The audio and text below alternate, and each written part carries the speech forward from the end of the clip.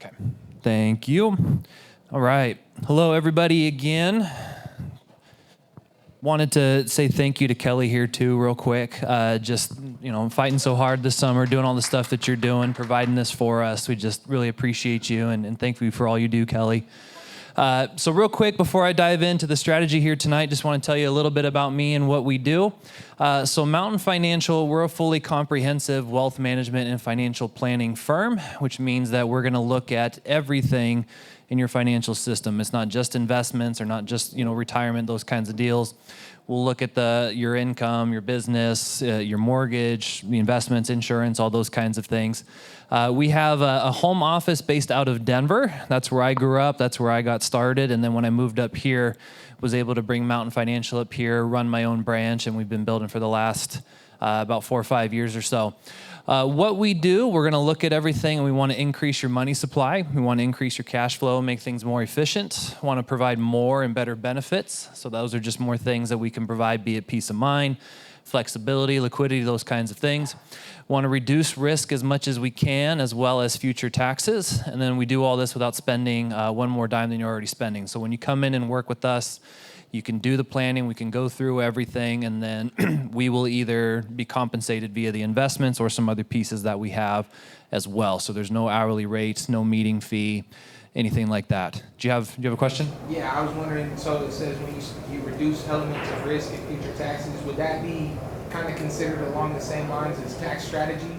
Yes. So we're not CPAs. We're not going to do the tax filing or like the very intimate, write-offs and little pieces of your business. But when it comes to your retirement accounts, to your income, your property taxes, those kinds of things, the general tax planning, we're going to be able to walk through that with you and kind of help navigate that. And that's a huge piece of it, actually. We had clients that came in, it was fantastic. They came in and felt like they were the poster children for doing everything right, and I completely ruined their lives because I showed them their accounts and showed them the things that we were doing. I said, this makes sense from a very traditional cookie cutter, pro-advisor, pro-government standpoint. Uncle Sam will thank you someday because you're going to pay about $200,000 extra in taxes when you guys go to retire. So we helped them flip the script on that and get that all put together. I will bring this up again down the road. You can scan here. If you scan this QR code, it'll take you to all my contact information, my socials, my calendar's on there. You guys have access to that. And then again, I can chat with you after the fact as well too. So one of the things that I want to talk about here tonight is a particular strategy that we like to teach all of our clients. This is really good for pretty much everybody. We do this for young people who are trying to get started. I implemented this strategy when I was 20. I'm still the youngest Mountain Financial client from before I started and brought it up here. And this helped me tremendously. It also works very well for the real estate community. We do this a lot with investors, no matter what kind of strategy you're implementing. And then obviously it's good for retirement and other things as well too. Before I jump into it, I have a fun little backstory on this now. So obviously, like I said, I've been doing this for years. I've had this strategy implemented to my financial system. I do it day in and out, day out for my investments, for my general life, and so on. So what had happened was, like I said, is I just built a new home. We moved in May, and we were able to move into there. Beautiful house. My wife's very happy. That's all that matters. And then we were able to keep our last property because we have COVID interest rates, those kinds of things, and turn it into a rental. How we got that was we told the lenders, the builders to say, hey, we want this house in this neighborhood. Let us know when it's available. And they said, okay, great. Looks like it'll be about a year before that'll be available to you. Like, oh, okay. We can wait a little bit. They come back and they say, oh, well, it's going to be about 2 years before that kind of model's available. And, then you have to build it. So it's going to be another 9 months. We said, okay, that's a little bit long for what we're shooting for. From an investment horizon, they said, yeah, we totally understand. Or in the neighborhood that you told us you don't want, you can buy the one coming live tomorrow. I said, oh, thank you for that. And a lot of heads up to be able to do that. But we went and looked. It was a beautiful lot, beautiful property. And all I was able to do was I pulled up my private reserves and was able to say, yeah, we can afford it. Let's go ahead and do it. And we were able to execute on that. And now we have, like I said, a beautiful new home and one more rental in our portfolio. Fast forward a few months, I have a gal come in and she's doing her introduction appointment to be set up and said, hi, nice to meet you. What are your goals and so on? I want to buy a house for my family. I said, okay, perfect. And then she goes, well, I did have a house. I'm like, oh, walk me through that. So she goes, yeah, we were going to work with this builder in this community. We wanted this house in this neighborhood. It was perfect. Was working with the lender. And then they told us, oh yeah, okay, this lot's coming available to you. It's going to be right here. And as she's talking, I go, uh-oh. She keeps going and she goes, yeah. And so, they told me she makes like $400,000 a year.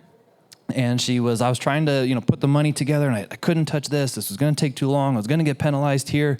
By the time I had it all figured out, I went back to the lender and they said, sorry, somebody already bought the lot. And I go, I'm sorry. Hey, real quick. And I pull up a map of the community with a star and I go, is it this lot right here? And she goes, yeah, how'd you know? I go, oh, that was me. I bought it.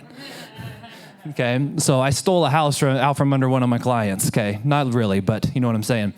But it was a great lesson because I was able to say, hey, because I was established correctly with the correct strategies, I was able to react quickly. I was able to take advantage of an opportunity to continue to advance in my investment journey and build a new home for my family while you were caught kind of, holding your hands in the air, now you're left with nothing. So she signed up very quickly and she's off and running now. So I say all that to say that's a huge piece of our philosophy, okay, is obviously we want to hit it big. Obviously we want to make good returns. Obviously we want to continue to grow and build our wealth. For us, the philosophy is let's do so efficiently. Let's do so safely. Let's do so in such a way to where we have the flexibility to be able to react when things are good and when things are bad. Okay, so that is kind of the heart behind this strategy here. Okay, so what I'll do is I'll walk you guys through this strategy a little bit. I'll walk you through it just kind of in general, why we want to do this strategy, how it all works, those kinds of things. There's multiple ways to go about it. Then I'll kind of walk you through, okay, what benefits, components to an account do I have to do this strategy? And then, okay, what accounts do those things? Okay, so I'll kind of walk you guys through that here. First and foremost, we have this beautiful plumbing graphic that we use here. This is what we call your personal economic model. Okay, so what that is our just little illustration to be able to show you how money flows, where money's going to sit. If you work with us, we have it all broken down to your accounts and all the data and those kinds of things. You'll see the tanks moving around. Lots of fun. But the first big tank over there, the lifetime capital, that is what we call your income tank. The money that you make is going to flow through there. Okay, and then we have the investment tank, which is really any account that we kind of label as more risky. So 401ks, IRAs, stock market accounts, whatever it may be, fall into there. And then we have a savings tank, which is any account that we're just going to deem as safer, okay? I like to distinguish it more so between that, the risk and the safe, because there's things you can invest in and be safe, right? And so I don't want people to get hung up on that. It's much more about, do we have higher risk or are we a little bit safer? And then we have a borrowed funds tank, which is obviously going to be, our loans, mortgages, those kinds of things, and whatever else. For most people, what we're doing is we have the income flow in, comes down through this part, and then hits our favorite part of the ride, the tax filter, where we pay all of our taxes, okay? And we either pay our taxes and spend the money, or we pay our taxes and then we invest or then we save the funds, okay? That's typically kind of what most people are doing. Some people will invest first and then they'll pay the taxes later. I don't recommend that for most people, and we can get into it why another time. But ultimately, that's what we're going to do is we're going to pay our taxes and then save.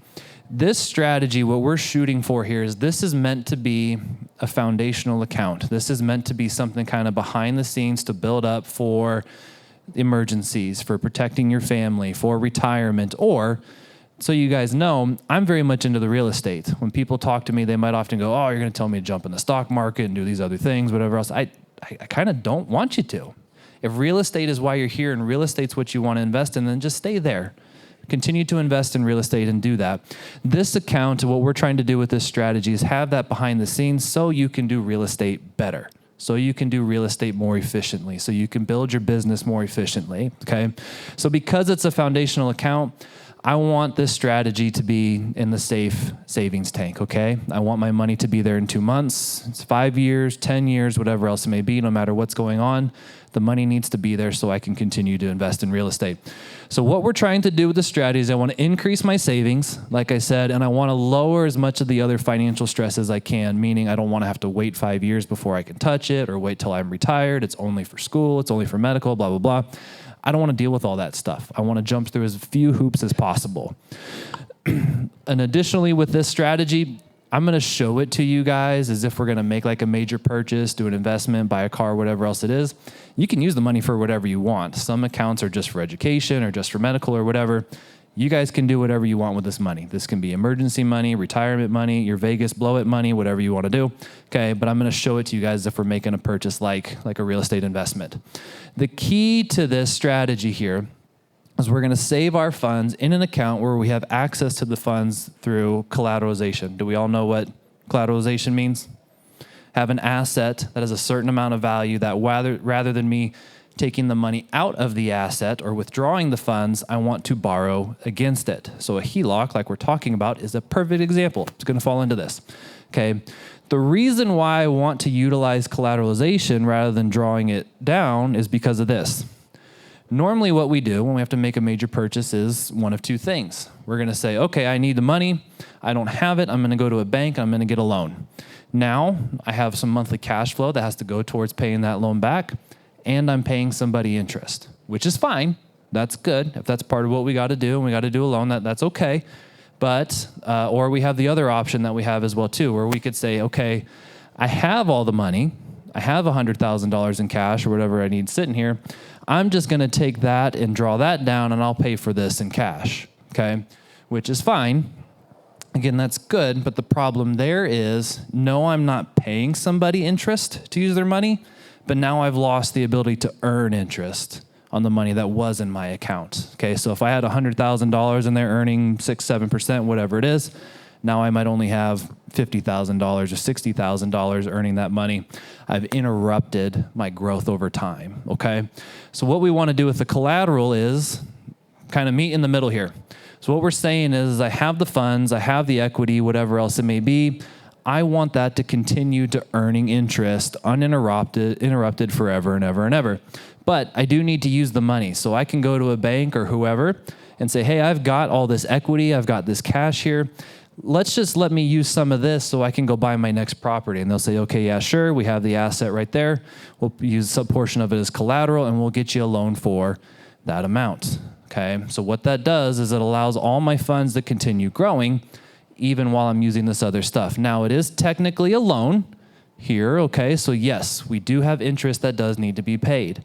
The key here is to find something or an account where we can say, the interest that it's costing me down here is less than the interest that I'm earning up here, okay? So if we're earning 6 or 7% up here, and this is only costing me 4 or 5% to use the money, no, 1 to 2% isn't really all that exciting, but at least I'm still moving forward, right? I still have some margin and I'm able to continue to grow while I'm out doing other things. Okay, does this all make sense? Everybody tracking? Perfect. So the key here is to be able to use my money, but always have it be growing moving forward. So 2 key concepts I want you to remember is one, that one, no matter which way you slice it, no matter what you do, okay, you finance everything you buy. I'm either going to pay somebody interest to use their money, or I'm going to lose the ability to earn interest if I use my own money. Okay, there's no such thing as a perfect scenario for that, but this is kind of the sweet spot in between the two where we can be as efficient as possible. I'm going to earn more interest than what it costs me. The other thing that I always want people to understand is the 3 different types of behavior. Most of us get the first 2 pretty easily. People that are big spenders, going into debt, borrowers, whatever you want to call it, okay, the money comes in, the money goes right back out, okay, and they're in a deficit. Savers, which I think is more common, are Dave Ramsey folks, whoever it may be, the people that save up for it in cash, pay it off. What I want for you guys and for our clients is to be what we call wealth creators, okay? That's why you guys are here. That's why you guys are in real estate. We're trying to accumulate wealth as quickly as possible. Here's kind of what that looks like. So the debtor, the spender, obviously is underwater. They borrow, pay it back, borrow, pay it back. Not a good situation, right? They're always underwater. They're not moving forward. And all it takes is COVID-30 or whatever situation. They're going downhill, okay?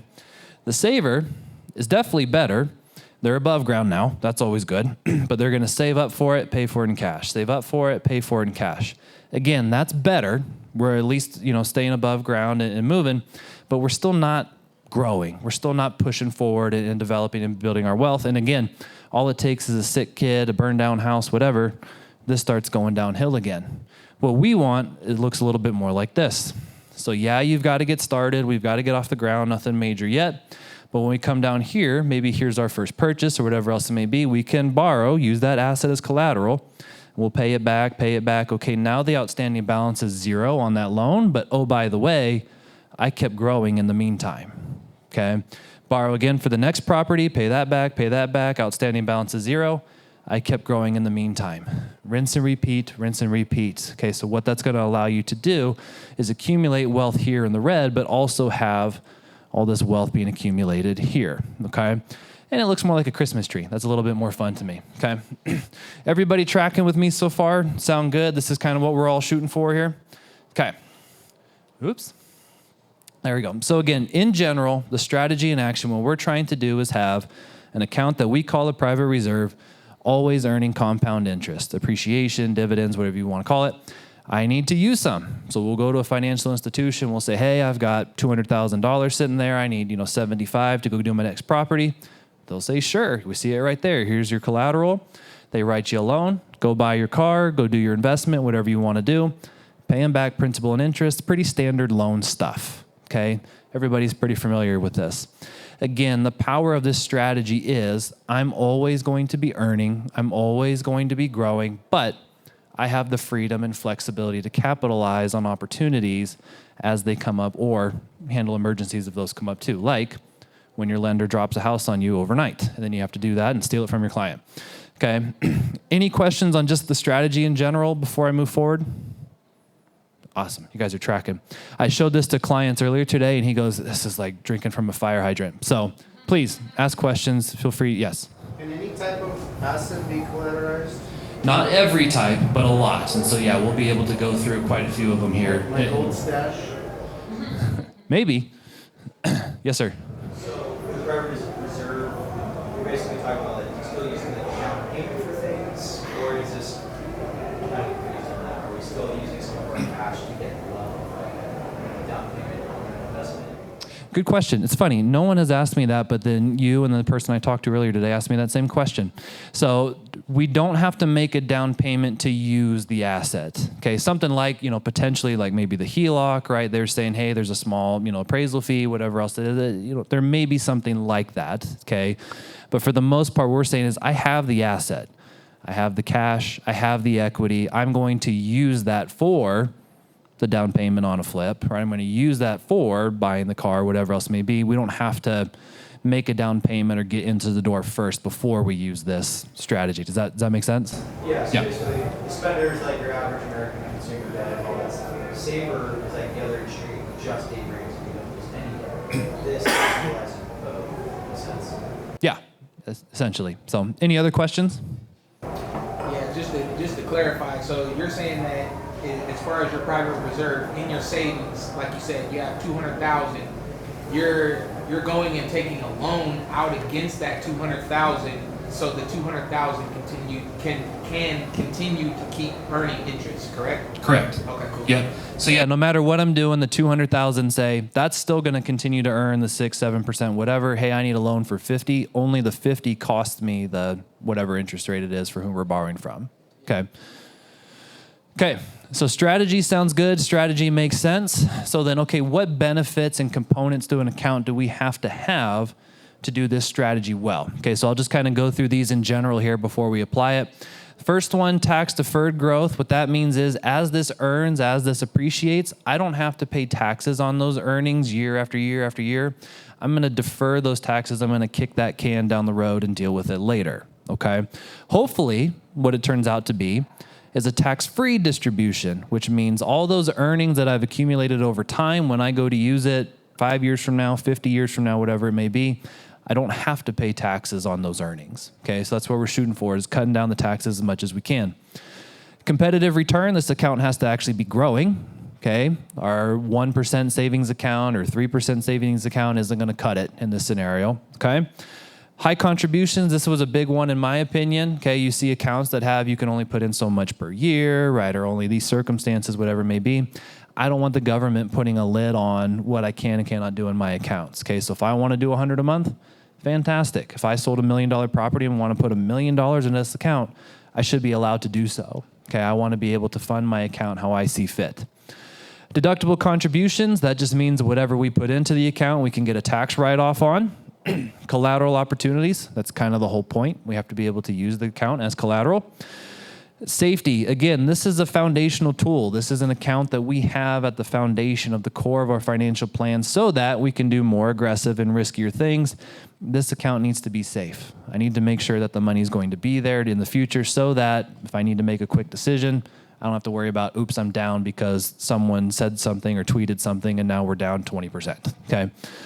To the extent of no loss provisions, okay? So to that point, right, doesn't matter if we're at war, doesn't matter who the president is, doesn't matter what the markets are doing, right? Under the worst circumstances, if my account's just getting a zero or maybe growing a little bit over the course of that time, I'm okay with that under those circumstances, right? I always want to be moving forward, never going backwards. Guaranteed loan option, again, to do the collateral, it is technically a loan. So when we go to take that loan, I need to be guaranteed that it's going to happen. Right? We might see under certain circumstances like the HELOCs or like other accounts where they say, oh, shoot, right? Oh, no, I lost my job, right? But I have all this equity in my home. I'll just get that. And the bank's going to tell you to pound sand because you don't have a job, right? So we need to make sure that no matter what account we're using here, I can get to that money no matter what. If I'm a divorce convicted felon who just got out, if my money's in the account, I should be able to do that. I am not a divorce convicted felon who just got out, just so you guys know. Unstructured loan payments, okay? So like I said, it is a loan. We should be paying that loan back. I need to make sure that that's on my terms, okay? So if I want to do systematic monthly payments like every other loan, great. If I want to do a little bit this month, a lot next month, nothing the month after that, fantastic.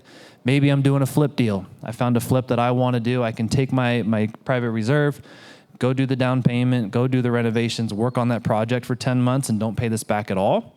And then when I'm done with my project, I pay it back in full. I should be able to do that too. Okay, so whatever the circumstances are, I want the freedom and flexibility to pay that loan back how I see fit. Liquidity use and control, a little bit redundant, just means I don't want to have to wait 5 years to use this. I don't want to wait till I'm 59 and a half. It's only for education. It's only for medical, whatever. I don't want to deal with it. I want to use my money when I want to for what I want to. And then last but not least, any additional benefits. So obviously if there's more good stuff, I want all the good stuff, okay? That could be an employer match, could be medical benefits, disability benefits, dividends, whatever you want to call it, okay? I want as much of the benefits as I can possibly get here, okay? Yes? Are you describing an IUL? That could work for this situation. Okay. I'm going to break it down a little bit further. We do not touch those with a 10-foot pole. Oh, really? Yep, okay? I'll break down why in a minute. But that is one of the options is the permanent life insurance, yes. So any questions on these in general?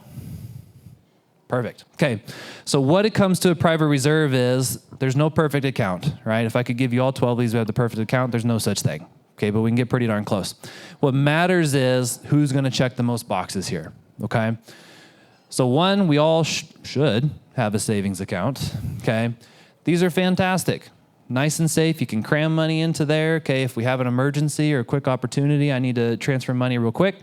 Perfect. But that's really all that should be for. Okay, I'm not getting any tax benefits. I'm not getting any real return for those kinds of things. Like I said, whatever that magic number is to you, if you want to have it be $10,000 in savings or 3 months expenses, whatever you want it to be, have that in the savings account, but we don't need to do more than that, right? Anything more than that is just kind of wasting away. We could do better stuff with it, okay? CDs as one of those. I skip over that as well. Real estate, that's why we're here. HELOCs, okay? Now, this I would say is my second favorite, despite it only having 2 boxes checked, okay? Because a lot of these boxes when it comes to real estate equity and the HELOCs is, it depends, right? So walking through the real estate equity tax deferred, okay, as your home appreciates year over year, you don't have to pay taxes on that yet. The government's talking about it or was talking about it, but you don't have to pay taxes on the appreciation of your home until you sell. And even under those circumstances, you might have a tax-free situation where depending on if you're married, right, or how much it appreciated, you might have some exclusions to where you don't have to pay taxes on the equity that you earned. But sometimes you might, so that's why that box is not totally checked. Competitive return, this is where I make realtors really mad. Okay, this is your primary residence. When you're talking about the rate of return on your home, unless you bought in like 2020 or anything before that, okay, you do not get a competitive return on your primary residence. Okay, We have a lot of people that say, oh, I bought for $400,000, I sold for $600,000. 3 years later, I made $200,000. Not true, right? You had to pay interest. You had to pay insurance. You had to make renovations. You had to pay property taxes, right? So much more money went into that home than what you saw. By the time you break it all out, you made kind of a smaller return, if any, depending on the circumstances, okay? So parking your money in the home doesn't get you a competitive return. We want to do investment properties for that. High contributions, you can pay off the house really fast, but then that's it. You can't put any more money into there, so that doesn't help me in that regard. Deductible contributions, we can write off interest, we can do home office stuff, whatever else it may be, but you can't write off the principal payments that you make on your mortgage, okay? So that doesn't help me there. Collateral opportunities, yeah, you can go get a HELOC, okay, or a HE loan, okay? Safe, I think real estate's pretty darn safe. Stuff happens, right? I can't say it's 100% safe, i.e. California, Florida, whatever else you want to call it, right? Or we have fires here, right? Things happen, okay? It's not 100% safe, but in a normal market, it's pretty safe.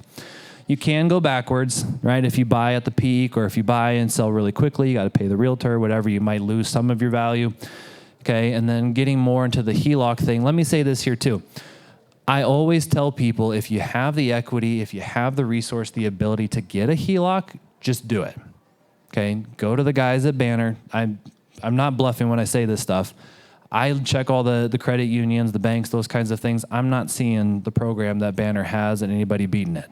Okay, phenomenal terms, phenomenal programs, phenomenal little entryways to get in. Like Kelly said, if you have the equity and you have the ability just to have that tool in your tool belt, even if you're not using it for anything right now, it's good to have, right? If the investment opportunity comes up, if the emergency happens, okay, that's there, you don't have to worry about it. You might not be able to get to it after the fact or quickly enough, okay, if something does come up. So please, if you don't have a HELOC yet, just go have the line open, go talk to those guys. Phenomenal special right now.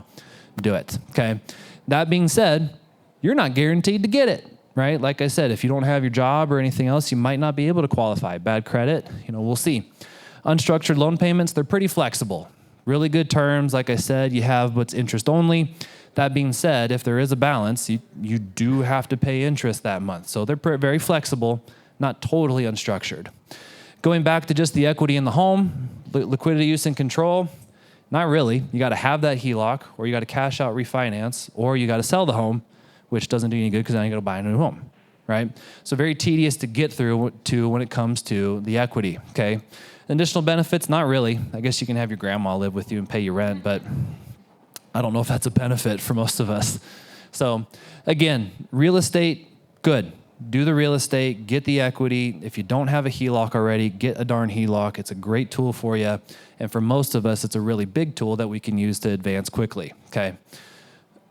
Margin accounts, does anybody not know what a margin account is? Okay.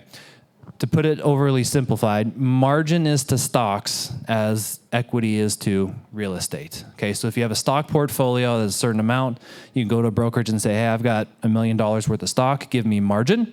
And they'll say, okay, yeah, you can have 50% more based on the stock portfolio that you have. Okay, this is based on a brokerage account. This is not a 401k, an IRA, or any of those accounts. So because of that, you're out into the wild west of the stock market. Therefore, you don't have the tax benefits. You don't have the contribution limits, which is good, okay, but we don't have tax incentives there.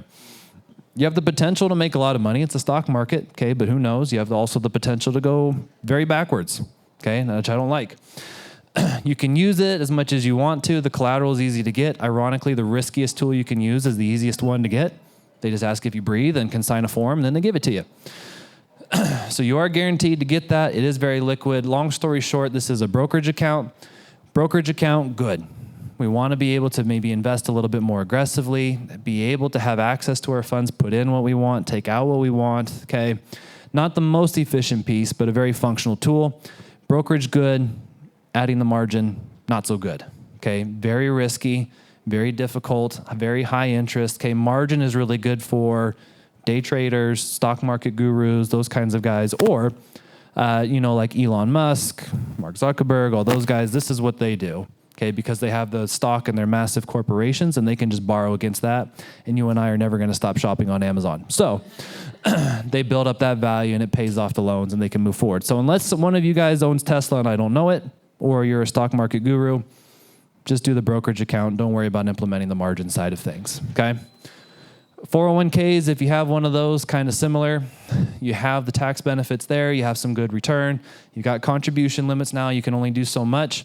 You can take a loan from your 401k here, okay? But the trick here is it gets a little sticky. So what happens is if you have a loan from your 401k, if you are let go or you leave that job or whatever else it may be, okay, now you have until the end of the year to pay that loan back, or if you don't, now it's going to be seen as a withdrawal. So now you have a potential penalty and a potential taxes you need to pay on that, okay? So really great tool. If you work for an employer that's giving you a match, that should be the function. Put some money into there, let them match it, let that thing build up. Borrowing it from it, using it for that kind of deal, that's kind of a last ditch, pull the pin, we're in serious trouble kind of function, okay? And then last but not least, since it was brought up, okay, we have the cash value life insurance piece here. So I'll break down why I said I don't want to touch IULs or any of that stuff, as long as the other pieces too. So has everybody seen like the cash value life insurance, permanent life insurance stuff, TikTok, all that good stuff? Okay. So this is where it gets fun, and depending on who you talk to, there's a lot of little pieces that go into this. So first of all, life insurance 101. Okay, you have term insurance, which is I pay a premium, I get a death benefit for a certain period of time. That's it. Okay, no other benefits other than that. If you don't die within that window, thanks for your money. Then there is the permanent life insurance, okay, which is I contribute a premium, I get a death benefit for forever. You have that death benefit until you pass away, and then someone's writing a check someday. But also those premiums that you contribute to the policy, you have access to again in the form of what's called the cash value. Okay, so you have a living benefit that you can use those funds that you're contributing to that policy. Of the permanent, okay, we have what's called whole life, and we have what's called universal life. Of the universal life, there's indexed universal, which is the IUL, regular universal, so on and so forth. The difference there is the whole life is pretty structured, pretty set up. If you do X, Y, and Z, you're going to get A, B, and C. I can show you how much money you're going to have in 27 years. Okay, it's very straightforward. With the universal, there's a couple more variables that come with that. Okay, so this is why we don't recommend it for our clients. So the universal one is either tied to an index, to market performance, some other things. Okay, it's what those returns are going to look like. Could be better, could be zero. Okay. The other part of it too is the insurance company can change the rules. So they can illustrate something for you and then 5 years from now go, we're not going to do that. Okay. Not a game that I want to play. The other part of that too is with the whole life, the insurance component of it, it's flat, it's level. It's going to look that way from today until you die.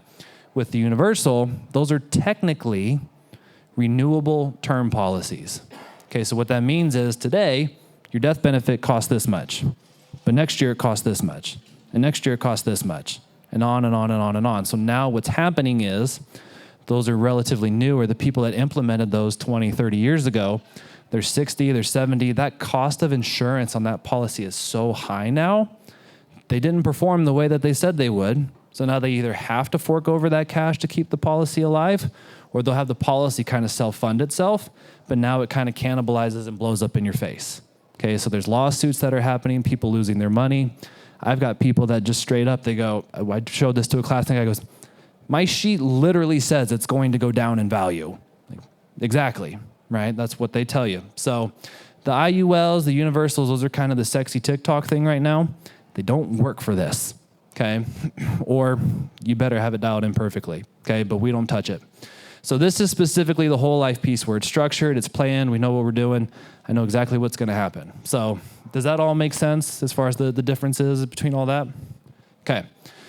So how these work is I have to look you in the eye and tell you it's technically tax-deferred growth, meaning what happens is how you earn here is the insurance company pays you a dividend every year, okay?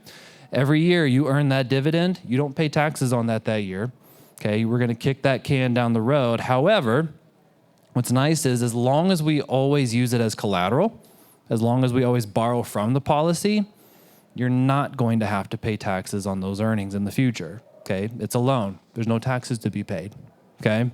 So that's kind of what we're shooting for. People will call it a mega Roth, a rich man's Roth. I don't love that because it's not totally accurate, but it gets the point across, okay? When done correctly, we don't have to pay taxes on the earnings of these policies, okay? Competitive return, let's be honest here, these are not home run balls. These are not crazy, sexy returns where we're getting 10, 12, 15%. Okay, but when we're talking about more of a realistic year in and year out, 6, 7, 8, 9% potentially, okay, that's something that we're going to be doing year after year after year after year, okay? So not a home run ball, but singles and doubles every single year. We're going to win games that way, okay? The other part of it too is it goes back to what we said before, okay? If you have the cash value, or you have $200,000 of cash value, you're going to earn that on that full amount. If you take that other portion and go flip a property, get 10%, 15%, whatever on the property, now you have the 10, 15% on the property plus 6, 7, 8%, whatever it is on the policy. Now you're stacking returns.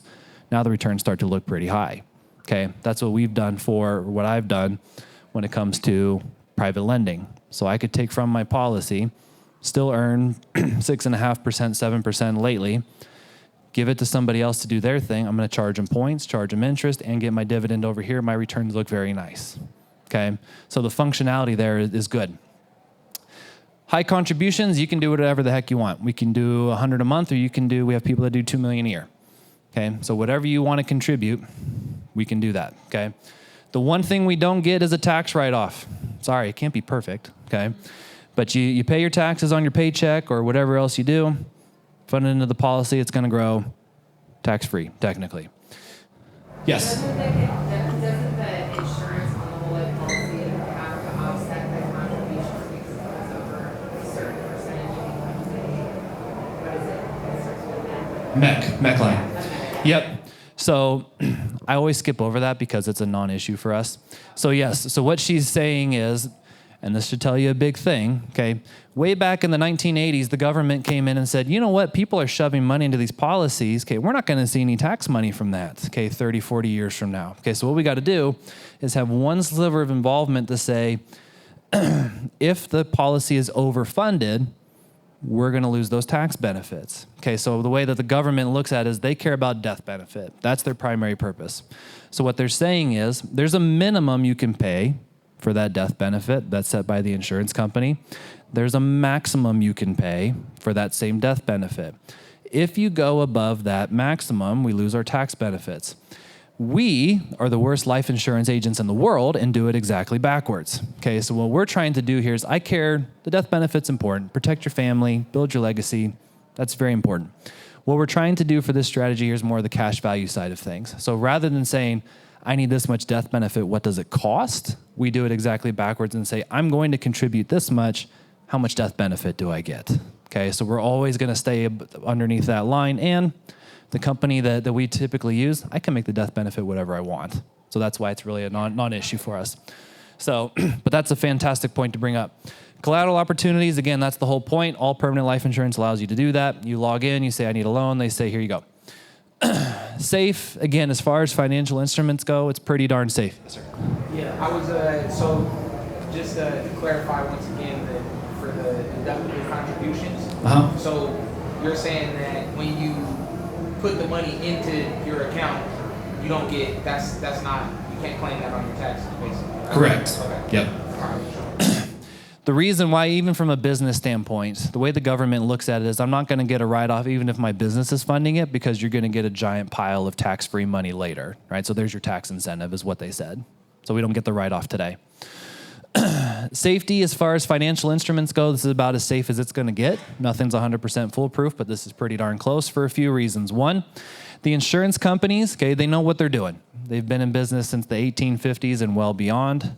Okay, they're invested in bonds, real estate, all those kinds of things. It's been calculated for the last 10 years. It's calculated for the next 10 years. Okay, they know what's happening. It's safe. It's predictable. Very well thought out. They're not slinging it into crypto or those kinds of things where there's a lot more risk. Two, we have track record. So the company that we typically use has been in business since 1852. They've paid that dividend every single year without a miss since 1869.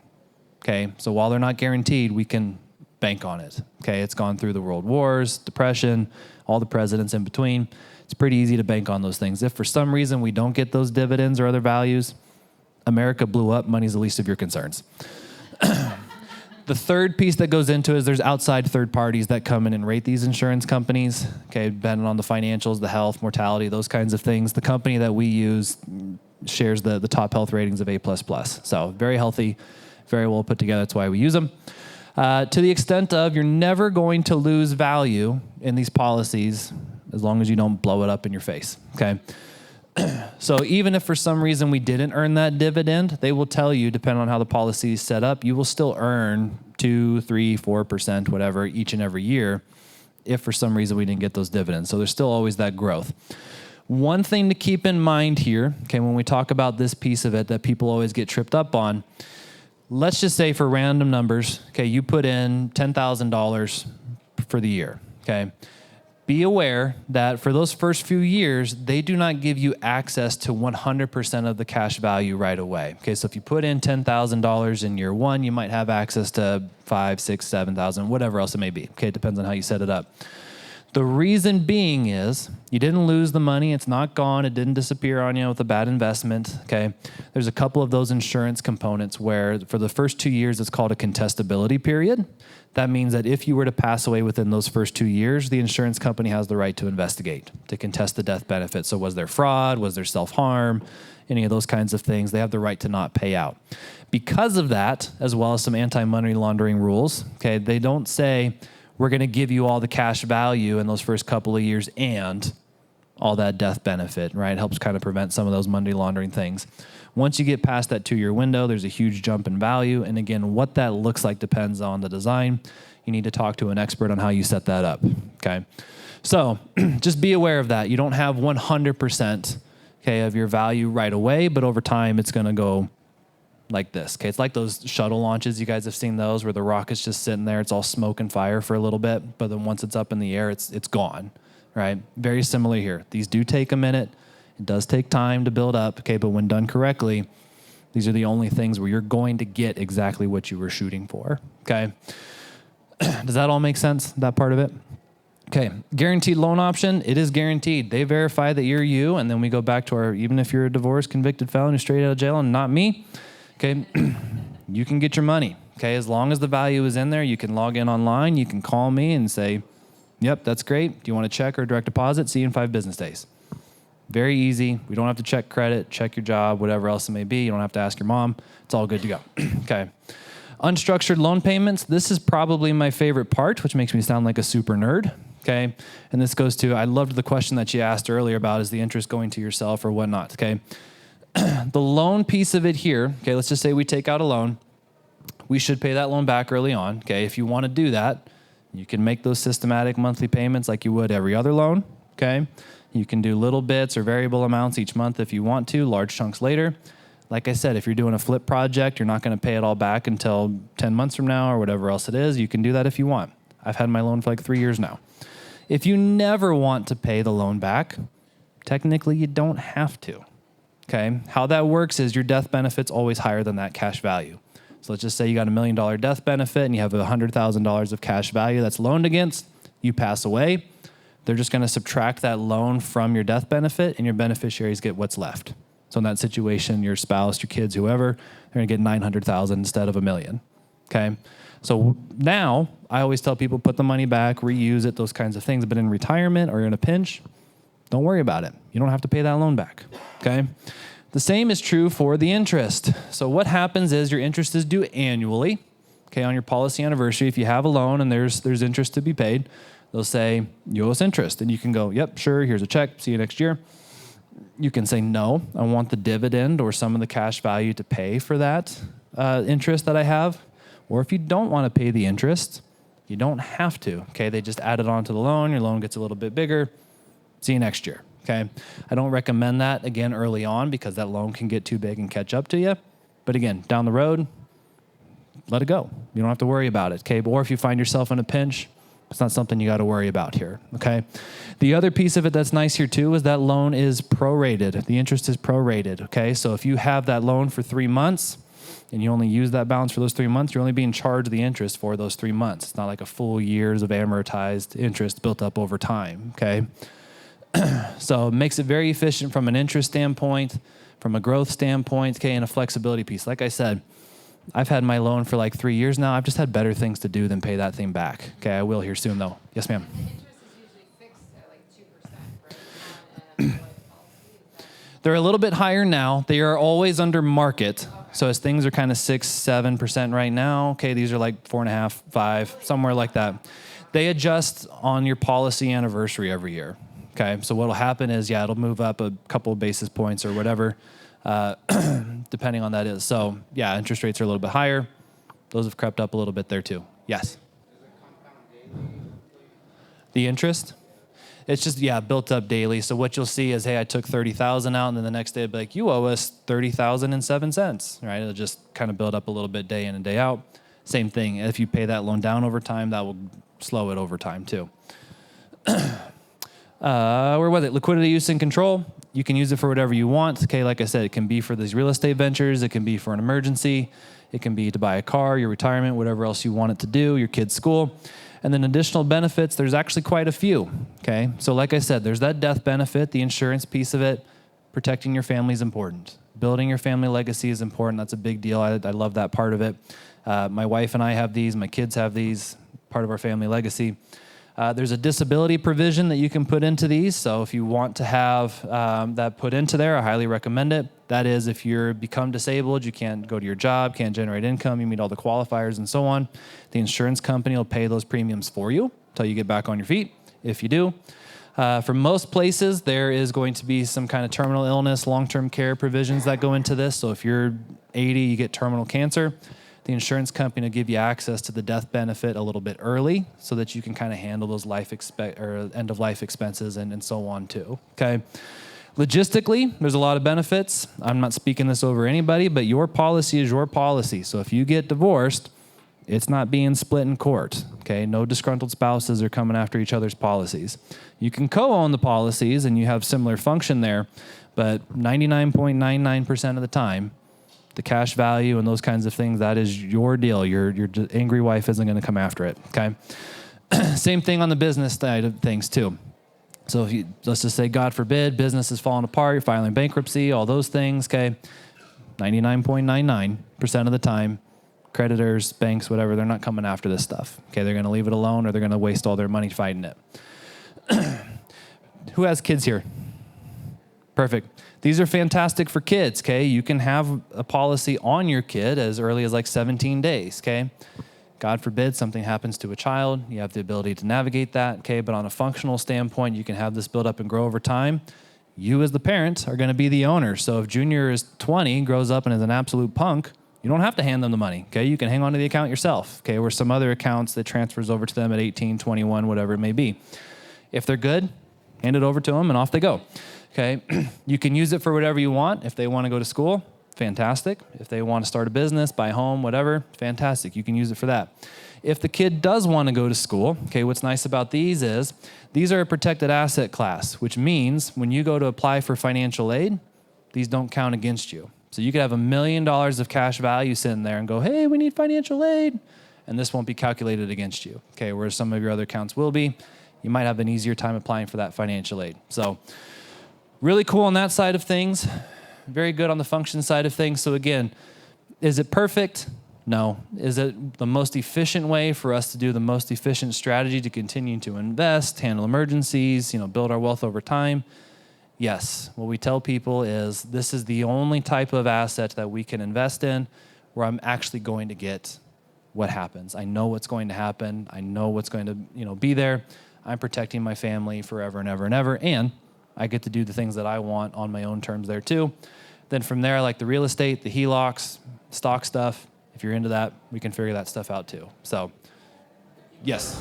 Do you help your clients estate planning?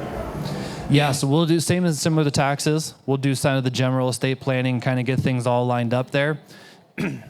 Putting pen to paper, finalizing transactions, those kinds of things. We'll get a estate attorney here to stamp all Specifically, that. like I hear like the Rockefellers, one thing they did was like when somebody who died in the family, that death benefit would fund a trust of some sort.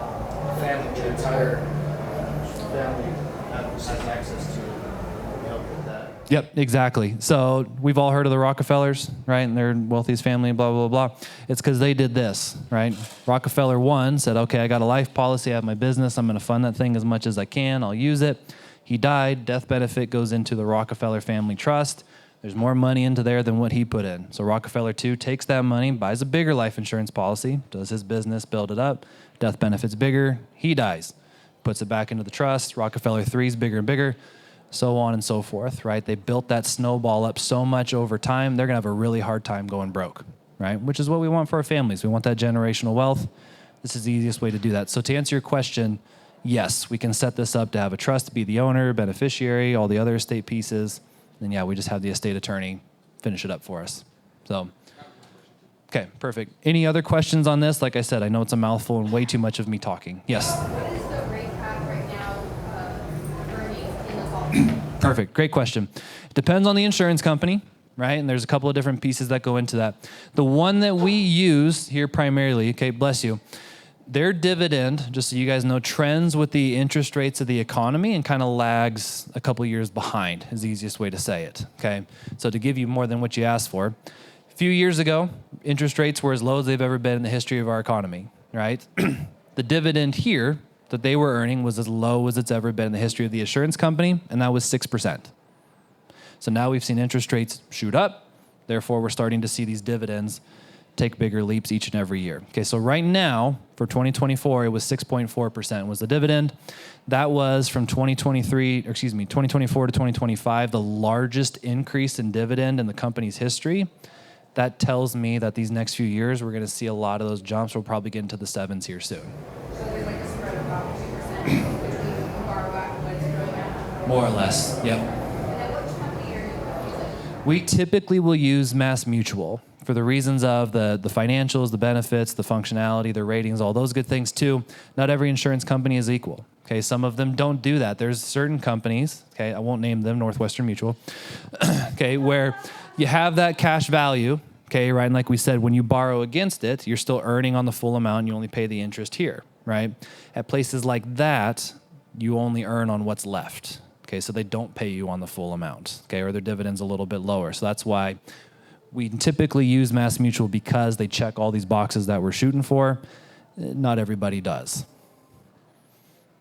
Other questions about this in particular before I move on? Okay, yes. You need to pay like at least $2,000 minimum a month to fund it, right? Like, but you can also pay like $100,000. You can fund $100,000 up front, right? Yeah, we have Typically, you want people to pay the same monthly payment, right, all the time. Or is that different with Mass Mutual? So what's nice about Mass Mutual is one of the gripes about whole life is a little bit slower to build, right? But two, yeah, kind of that rigidness, right? Where we say, okay, whatever the payment is, I'm stuck on that. One of the reasons we use Mass Mutual is they have a version of it where we get outside of that and it's a little bit more flexible. Okay, so what that will be is when you do the planning with us, all the other stuff that comes with your financial planning up front, we'll kind of pick that number to say, $200 a month is comfortable, $1,000 a month is comfortable, whatever you want to be able to contribute, you can do. They have a version where, going back to your previous point, right, that'll normally be, hey, that $1,000 a month gets you this much death benefit, and just over time, they both move. They have a version to say, we can still make that same payment, but my death benefit's we're just gonna start here. And now over the course of the years, I can do whatever I want in between. So if I want to keep doing that $1,000 a month, great. If I sold a property, I have $200,000, I want to shove it in there one time, I can. So, but yes, there's different versions where we've got kids that do $100 a month. We've got people that do $2 million a year, everything in between. Do you have another question? Okay. Any other questions on this before I move on? Okay. How it specifically pertains to you, your family, is it death benefit, is it cash value, whatever, come see me on an individual basis. We'll go through it. And I kind of, believe it or not, give you kind of a condensed version of what we're doing here. So last little bit here, okay. In September, we are going to put on a wealth masterclass here, okay? So what we're going to do, when you work with Mountain Financial, we do a large education process anyway. We come in, have an introduction meeting with you, Then at that point, if you want to work with us, we get all the financials, the details, those kinds of things. And then we will go through your financial system and talk about your mortgage, talk about your retirement, talk about the insurance, those kinds of deals, okay? It's a little bit of a longer process. What we're going to do here with this Wealth Masterclass is in September, we're going to get together for 4 weeks, okay, in a classroom setting. I'm going to go through our main general education points. So the first week is going to be a lot more about the philosophy, the mindset, how we should be thinking, some key things to go over. And we'll have someone that handles more of the PNC side of insurance thing, kind of help with those costs and make those smaller. We'll have a mortgage discussion. That's a really big one that I go through with a lot of realtors, lenders, those kinds of things, because people are saying, pay off your home quickly as possible, super large down payments. Okay, those are the worst things you could be doing when it comes to your mortgage. Okay, and I walk people through that. What kind of inflation or impact does inflation have with your mortgage? Okay, what could you be doing instead? If there was a 100-year mortgage, such a thing, I would sign up for that immediately. Okay, but why? People think there's issues with that from the interest and so on. We'll walk you through that stuff and show you how that's better. Taxes and retirement plan, going to some of those taxes. Okay, if you have taxable accounts, savings, brokerages, whatever, what's the impact of that? Qualified plans, retirements, your IRAs, your 401ks, those kinds of things, those need to be set up a certain way. I have yet to have a client come in, show me their 401k, and it be set up correctly. Okay, wrong tax treatment, wrong contributions, too much, too little, whatever. We'll walk you through why we need to make those adjustments, and we'll set it up correctly. And then, believe it or not, the creative finance, you'll just see what you saw again today. So not everybody sees that, though. So then we'll have other professionals in those particular fields, mortgage lenders, CPAs. We'll have a real estate investor here on that 4th week. We're going to segue into his boot camp and his teaching there, okay? But this will be kind of a fast track through our education to go through it in general. And then at the end, when you're done with that education, if you want to work with us, we'll get your financials. We'll put together a financial plan for you and get you off and running before the end of the year, okay? It's free. We'll be providing food. It's going to be Tuesday nights through September. So September 9th, 13th, math is hard, 9th, 16th, 23rd, and 30th, okay? And then we'll do the final planning there in October. So if you scan that, it'll take you to the register link. There's going to be way more information on there too. Sign up. It's free. This is the only time I'm going to do it for free. Okay, moving forward, it's going to cost you stuff, so capitalize on that while you can. Get through our master class and all of our education a lot quicker than the individual clients. If you want to come in on an individual basis, you can just do that too.